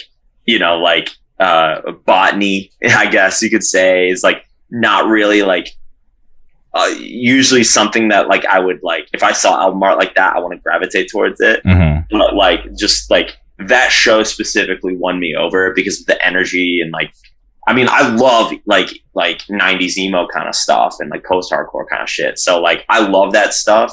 But newer bands don't really like captivate me, mostly because they're just not on my radar. So like, and I've seen Anxious before, but it was at like Half Hearts reunion, mm-hmm. and This Is Hardcore. And like, you can't really get that energy at a big hardcore fest. Like being in that house was like, it like exactly what I wanted to see, exactly what I wanted to hear. Mm-hmm. And like, just like the heat of like a bunch of bodies together in like a fucking like living room pretty much. And like just the energy of that room was just so fucking perfect and beautiful. Like it, like they became one of my favorite, like I want to say emo bands right now. Yeah. But yeah. Everyone support Anxious. I cannot be more happy for them. It's all well deserved. They work hard. The music they write is fucking awesome, and they just do a lot of cool shit. I've seen them all over the country. They never disappoint. They're always in good spirits. So just support them on this tour with Boston Manor. Go stream Little Greenhouse, buy all their merch, support Good Fortune Printing.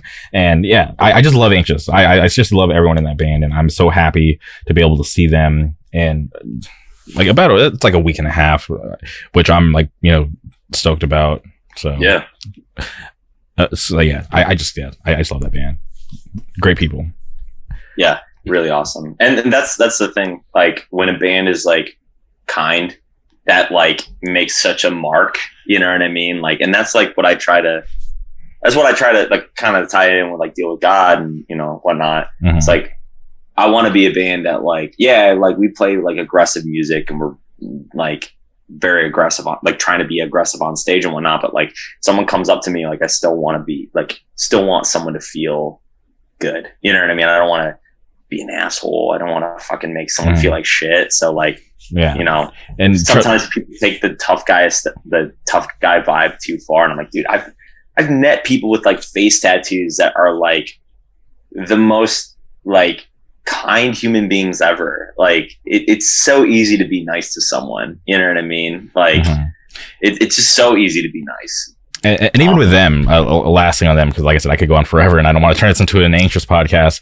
But one thing, I mean, we're a new band; we don't got much to talk about. One thing I love about them is, you know, I seen them when they're on that first full US, right, with One Step Closer, and from then to now, with the, you know, great success that they've had, right, signing to a bigger label, doing bigger shows, they have not changed. Like I know people who are in less successful bands than them and that have switched up, thought they became too cool. But when I talk to those kids, my friends, they treat me the same wherever we're at, and that's something that I can truly appreciate, and something that I admire about them, that they can, you know, still just be themselves, and you know, and that's just very important. So that's one thing that I want to stress, and that's why I ride for them so hard. And I just, like I said, I just can't say enough good things about them. And altogether, like kind of like to add upon that, like, I mean, Deal with God has not played outside of upstate New York yet. And I really want to. We were supposed to do a run with Final Deck in May. It's not really happening anymore, just because, you know, things kind of just fell apart. You know how it is. May is like a couple weeks away. Yeah, just kind of like caught up and, you know, fell apart. But I mean, hopefully we can play like Wilkes-Barre soon, or like I would love to play like New Jersey, Philly, anywhere on the East Coast, like Hudson Valley, you know, anywhere that Connecticut, like anywhere nearby, like I would love to play. But like I said, we're relatively a new band. I'm thankful enough to have like people who have been in other bands before, so like we actually have like some connections, but we still have to like win people over, and we still have to, like, you know, get our name out there for the most part, but locally, like, and that's an important thing, like we try, like, and it's not just like because there's an ulterior motive, like, oh, we want everyone to fuck with us so we can be big. No, it's like we want everyone to fuck with us because we want everyone, you know, we want everyone to fuck with us. You know what I mean? We want to be the band for our friends and our peers. Like, I want to go to every city and like treat everybody like they're Syracuse. You know what I mean? Like, so it's awesome when I go to like Buffalo or Rochester and there's people like buying our merch and repping our shit. Like, it means a lot. It's awesome to see, because like this band is part of me. Like, I'm sharing something with people, and people enjoy it. Therefore they enjoy like who I am deep down, you know what I mean? And it's a very, like, you know, with that, and like with every single one of our shows having a great reaction no matter where we play, like whether it's Albany, Rochester, Syracuse, Buffalo, we've always been getting good reactions. I always worry, you know, like, and it might be a fucking stupid thing to worry about, but like, I really don't want it to get to my head. But then I sit back and I realize, like, I'm still me. I'm still the same person. And like, the reason why I'm doing this, like, if I was to do it to get, like, I didn't plan for this to, you know, I came in expecting people to think it was corny and stupid, and for us to, you know, just play for fun. Like, that's what hardcore is for fun. At the end of the day, it's, no one starts a hardcore band to get big. So I just remind myself, like, I'm not that kind of person who's going to let it get to my head, because like, I remind myself we're still a new band. We haven't even made it out of upstate New York. So, you know, like, I'm confident that I will still be the same person if we ever play outside of New York State, or if we ever, you know, play outside the East Coast, or, you know, like because at the end of the day, I want people to, I know in my heart that I want people to feel welcomed, because when I was younger, that's what I wanted to feel from bands and from the scene and whatnot. So, and I guess that's just like having and interacting with bands now as someone who's now is older and being more involved in hardcore. I was always like so scared to like talk to members of bands. I felt like everyone was an asshole. So I just like, because I always felt like I was just like the weird dorky kid. But then like actually interacting with people in bands, now being involved in playing, and now after the Buried Alive show, being involved in the booking process, because I helped out with that gig. I just realized everyone's just a person, everyone's a dork. Everyone's weird. Like people who I thought probably were going to be like super like egotistical were just like I was like, oh, you're a person. Like, that's okay, cool. We can actually like interact. You know what I mean? Like, there's no ego. It's just, we're all happy to be doing this. You know what I mean? We're all fortunate and thankful to be doing this. So it's like sobering to like, finally realize that like, I have a place in this world. Mm-hmm. And at the same time, like everyone else is feeling the same thing that I'm feeling. So it's like, it's just reinforcing what I love about hardcore, is that it's a real genre full of real people. 100%. And I'm just curious, with Deal with God, you guys put out that promo at the end of 2021, 2-song promo, Celestial Roads, Inmost Fight. And I'm just curious, what was that a promo for? Are we going to be expecting a new EP? Is there a full length on the way? Well, we want to write as soon as humanly possible. We're going to probably start writing very soon. We just put that out just to have more music because we recorded those songs. And it was originally supposed to be like in preparation for New Year's Day, which unfortunately fell apart. Just because shit happens, and especially at that point. Yeah, like it didn't necessarily. It was the Omicron, right? Yeah, honestly, what it wasn't. It was still technically like Omicron related, but it was still not. It wasn't fully that. Basically, what happened was like Terror dropped, and then I think like 2 other bands dropped because they were exposed, and then the guy who did the PA pulled out, and we were trying to salvage the show, but Lucas already sent out the message that it's done, but didn't say, hey, don't post anything about it until I make an announcement. So right as I think Regulate was was sending him voice memos being like, yo, no, we still want to play. It doesn't matter. We don't care. We don't care if there's like no PA or whatever. We still want to play. We still want to play. Like, we can do this. Death Threat posted. As this was going on, Death Threat posted that it was canceled. So it was like, everyone was like DMing all of us, like, oh, is it canceled? Is it canceled? It's just like, that was the storm. Final. Yeah, that was the nail in the coffin, because like we could have salvaged it, but like there was a bunch of people who weren't gonna come, because like a bunch of our friends who weren't gonna come because they were scared of COVID and whatnot, which like now we're hopefully at a point where we kind of are past the fear, I guess, as more people are getting vaccinated, and as the virus gets weaker and weaker. So it was just kind of a weird time and a weird situation. And then what happened is a couple of people in the circle tested positive the next day. So it was kind of a blessing in disguise, because it would have been a mad super spreader if it happened. So, I mean, we're definitely going to have another New Year's Day. Lucas is the one who usually handles all of that. I don't know what the details are. But New Year's Day 2023 is 100% going to happen. Just this situation, it would have happened if things just didn't. Omicron didn't fucking rear its ugly head, like this would have 100% happened. And thankfully that Buried Alive show was a very, very, very good, I'm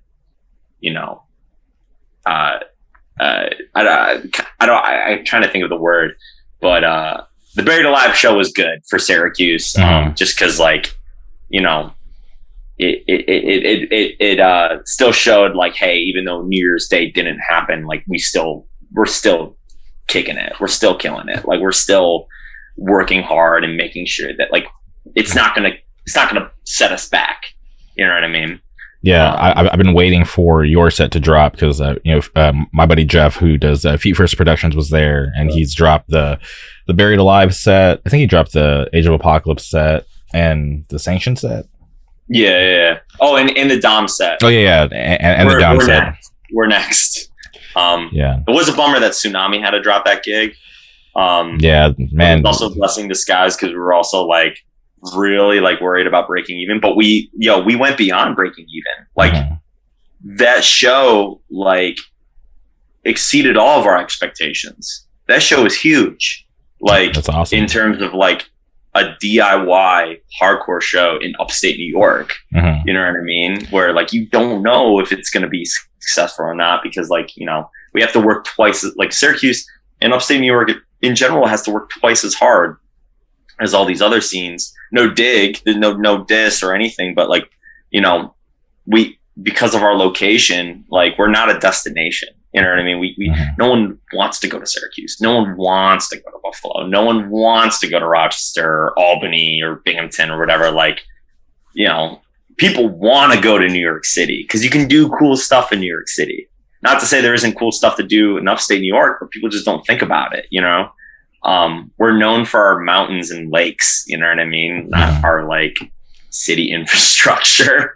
Buffalo at least has the Bills and the Sabres. We, Syracuse, we got the university, and that's really it. But so we have to work twice as hard to, like, make people care. And so far, so good. The way I look at it is, like, if Buffalo does well, if Syracuse does well, for any city does well, it's good for the collective, for upstate. I think, we're slowly getting to a point where upstate New York is starting to become more unified.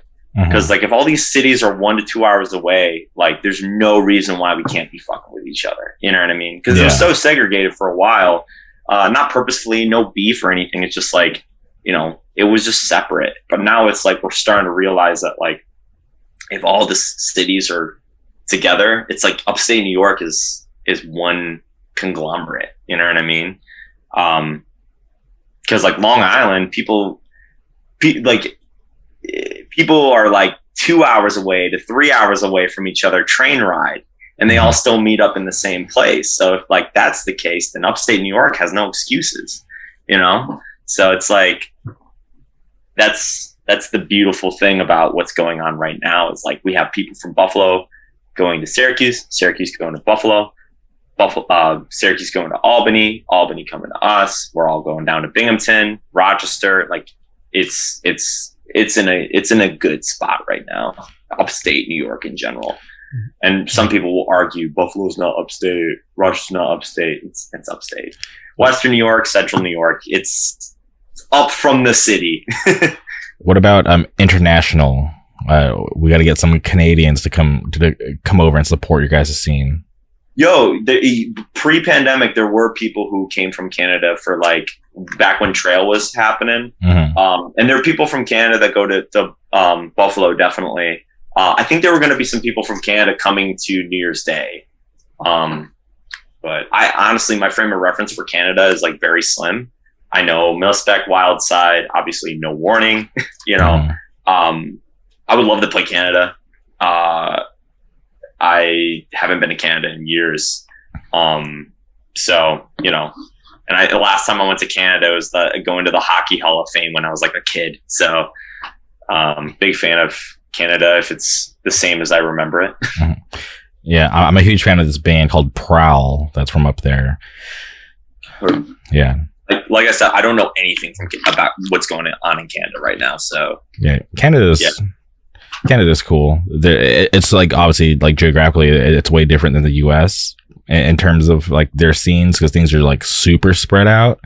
Yeah, but there's like, you know, cool stuff sprinkled throughout Canada, and you know, some of those bands work hard to come down to the States and, you know, try to make a name for themselves. So much respect to a lot of those those Canadian bands. But there's other bands that don't get out, you know, for whatever reason. There's like a band from Western Canada called Trench, who I'm like super high on. They're like very different, but really good.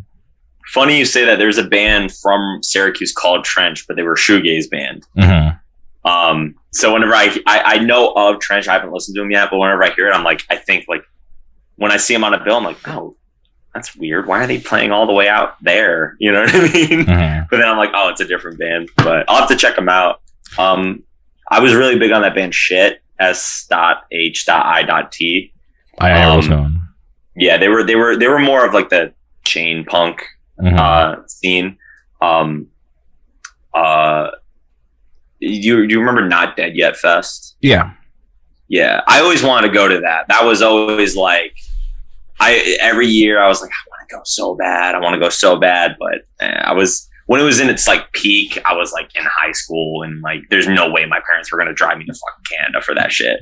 But it was like cool because it was like Foundation would play, but then also like Hoax, and then I think one day Lust for Youth played. So it was like very like mixed, but still like hardcore and punk oriented. Yeah, and I can't, you know, talk about you know, Canadian hardcore and not mention my good friends in Endgame. Shout out to Endgame. I love Spencer. Shout out Scope Exposure, and then my friends in Flashback. Super awesome band. That's a cool name. Yeah. And they're different too. They're doing their own thing, which I love. Super awesome band. So for anybody who's not familiar, go check out those Canadian hardcore bands. They're doing awesome stuff, you know, in their own country. And obviously, like when they come down to the States, you know, support them as much as they can, because it's for anyone who knows, it's a lot harder for them to get into America and tour versus like us getting up into Canada. Right. Yeah. Like I said, I would love to play Canada sooner than later. I have a passport. We just have one member that needs either an enhanced license or a passport, and we're good to go. Okay. Yeah. I have a buddy who plays in Wild Side. I'll see what he can do. Oh yeah, I love that band. They played New Year's Day 2020. So that was last time I saw them was FYA. Yeah, I forgot they played FYA. That was the last time that I saw them. But yeah. Okay. Well, Dylan, this is awesome. This is you know, a great conversation. I'm happy that you were willing to work with my schedule. I'm sorry I got stuck at the salon. It's all good, man. Is the red new? You know, it's red right now, but it's gonna fade to like a pink. Gotcha. But is that what you got done? Yeah. Okay, it looks great. Thank you. I appreciate that. This is actually the debut. Nobody's seen this yet, so you got the exclusive. You got to see this before everybody else. Besides my buddy Lemus. Shout out Lemus. Go listen to Gunpowder and Serenity. He did my hair. A good friend, but besides him, you're the first person to see it. But thank you for the compliment. But before we get out of here, is there anything else you would like to say before we sign off? Yeah. Aside from, you know, the age-old negative approach quote, why be something that you're not, which is like kind of, I guess, if there's an overarching message for this entire episode, it would be that.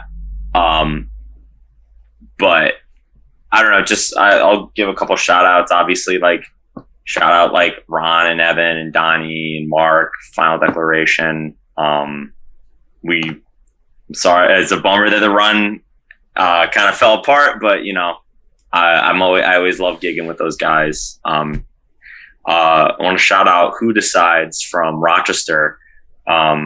It's members of Such Golds and Drews, which is another Rochester band, doing like straightforward, fast hardcore. Fucking kicks ass. Shout out to my boy Skylar.